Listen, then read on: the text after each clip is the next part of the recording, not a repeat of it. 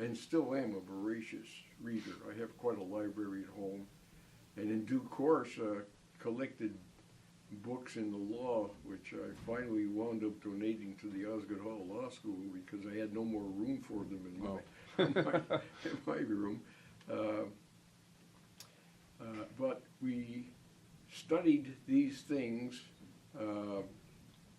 in a manner that, for me anyway, made them alive.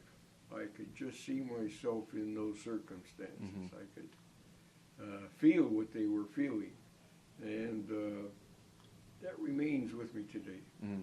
And did you study any Shakespearean plays? Yes, that was in grade 9. Okay. And grade 10, we studied Shakespearean plays.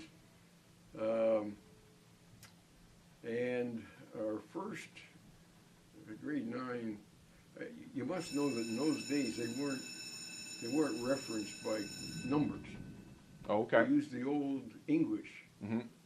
terminology. So it was first form, second form, third form, and so forth.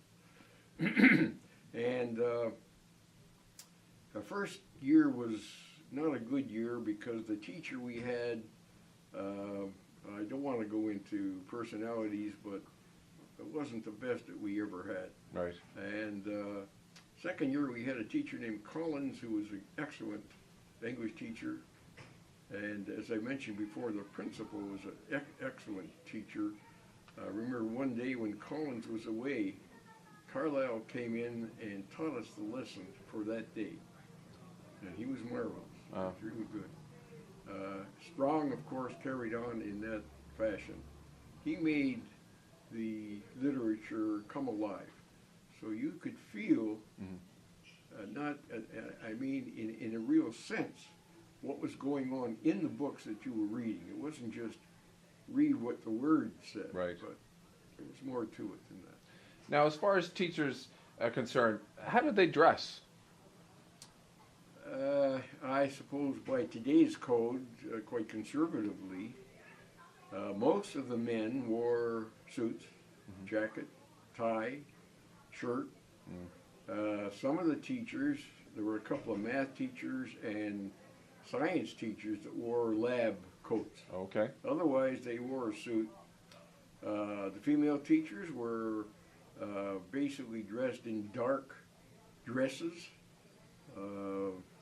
I don't remember anybody wearing anything that stood out, but they were quite conservative and went with, I guess, what was required in those days.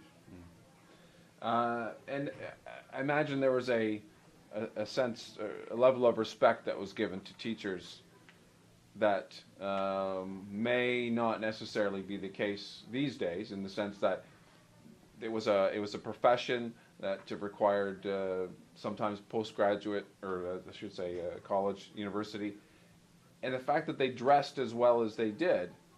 Today, those lines are sort of blurred. Well, they may be blurred, and of course I have nothing to compare them with. But let me say this, that if you got on a line, you got booted out of the class. Mm-hmm. So you adhered to the rules. Although I must admit that there were occasions when I did not adhere to the rules, right, and spent time just wasted outside the classroom. I happened to meet one of my best friends in those days.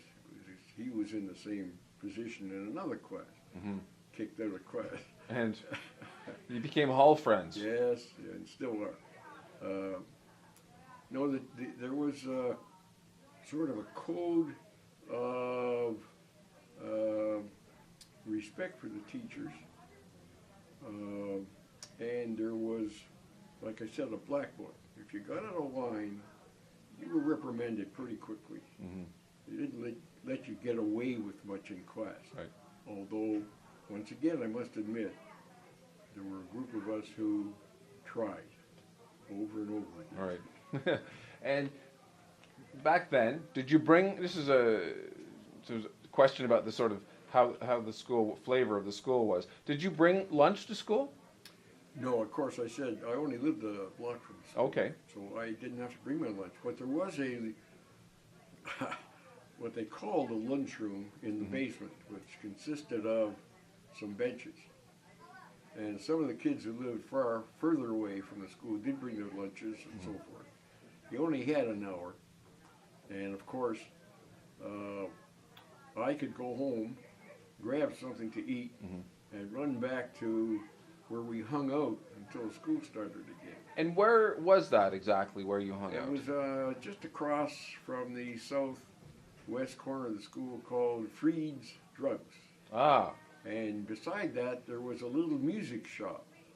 And the fellow that owned that had put a speaker outside his store. oh, And he played jazz music for us while we hung around and smoked cigarettes. oh, that was very nice of him. Yes. As opposed to playing music to try to get you go away.